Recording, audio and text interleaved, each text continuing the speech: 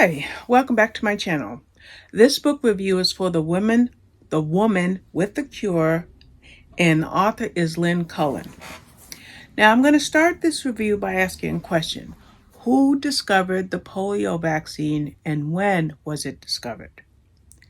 Well, when I read this book, I was able to go back to my days in school when I heard the names. I think it's Albert Sabin and Jonas Salk. But a name I never heard was Dorothy Hortsman. Well, who was Dorothy Hortsman? Okay, she was their contemporary. But there were problems in that era. Now, I'll say this about Dorothy Hortsman really quickly.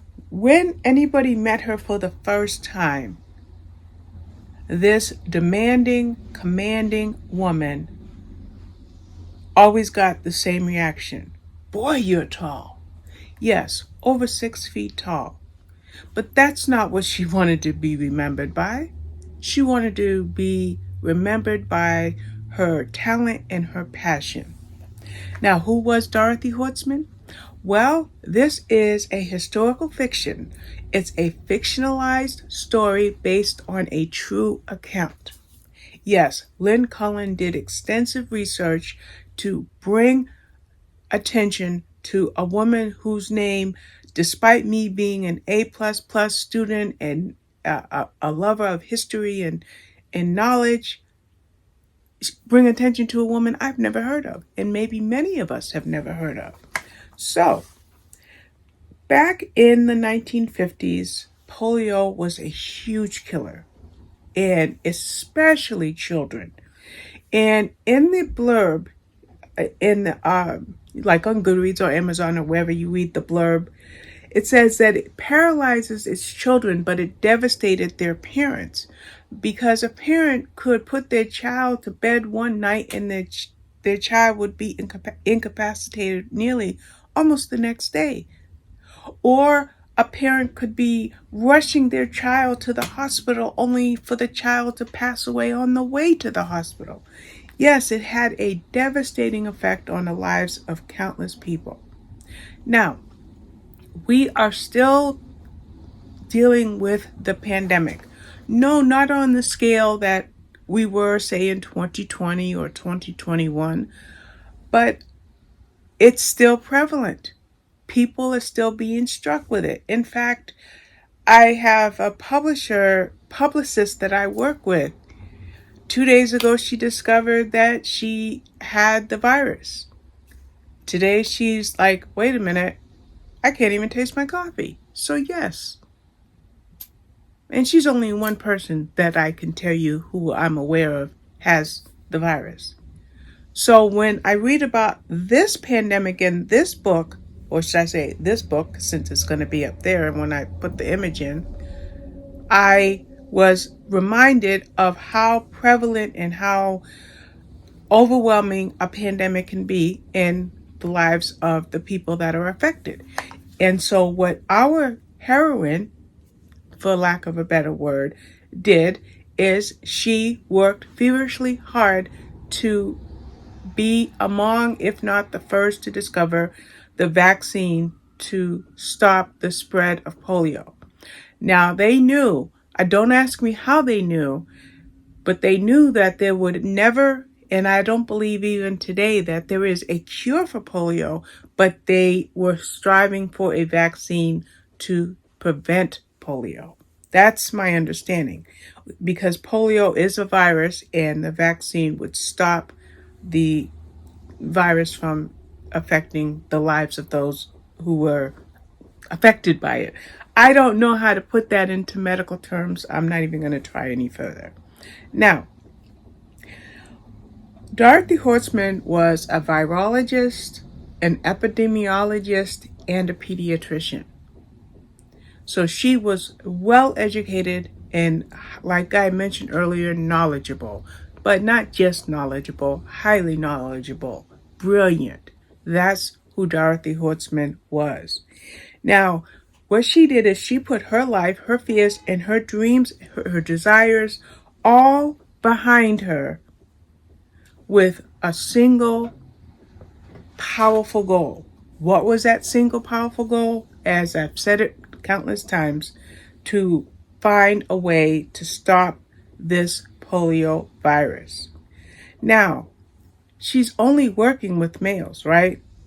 So what she wants to do is she wants to beat these males, these colleagues, these other doctors, these other researchers, these other epidemiologists. She wants to be among the first. And believe you me, she had to fight hard. If you're looking at today with the pandemic, any virologist or epidemiologist or specialist in any field that is looking at the COVID vaccine, male or female, they're getting the proper respect and accolades in any research that they do. At least that's pretty much the case today. But not back in the 1950s. No.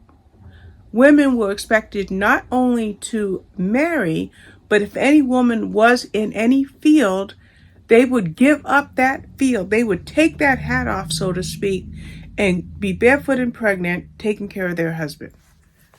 Those are the dreams and desires that Dorothy Hortzman had to figure out what was more important.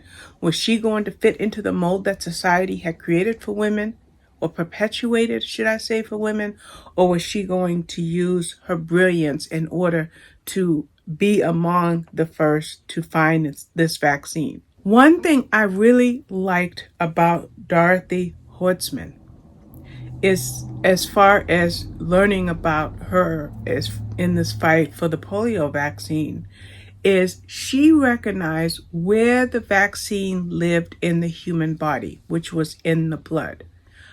Getting her colleagues to understand and to accept and to believe and to further investigate that avenue was like pulling teeth. Yes, it really was. But she knew that it was there. And like I said, history will tell us that Jonas Salk is the inventor of the polio vaccine in 1952, but there was also Albert Sabin. And if you were an avid student in school, then these names are not new names to you. These are names that you may indeed remember, because I certainly remember them. Now, they had roles in this book. Now remember, this is a fictionalized version of this woman's life. But yet, because she is a true historical figure, it goes without saying that the author, Lynn Cullen, would have to include Jonas Salk and Albert Sabin in this book. And I loved their connection to Dorothy, as they worked sometimes together and sometimes on opposing ends, but they worked towards finding this vaccine. Now, one thing that I did in my blog post is I linked an article that Lynn Cullen wrote on her website to show how much intense research she did for this book. The article's name is Research I'd Rather Not Have Done, Pandemics Then and Now. And I'm going to link that article in the description, just like I linked that article in my blog post. And I would definitely recommend you read that article, because it's a stunning article. But that shows the dedication of our author to provide real historical details and facts as much as she could, even though she fictionalized the story of Dorothy Hortzman's life. But her work was amazing, and the stopping of that polio vaccine was absolutely necessary beyond any question. And it does compare to the pandemic in some ways, and it doesn't compare to the pandemic in other ways, quite naturally. But yet it still was a pandemic then, just like COVID is a pandemic now. Now, this book has encouraged me to continue to look for and to read books that, what's the word I want to use? Bring light or shed light on powerful women in history. So I want to make it my aim to find books that highlight and feature and bring notoriety, so to speak, or notice to women, influential women who have had a powerful impact on history, not just U.S. history, but worldwide history. And so I really appreciate I really appreciate Lynn Cullen doing that with Dorothy Hortzman. And that is The Woman with a Cure. Thank you for watching.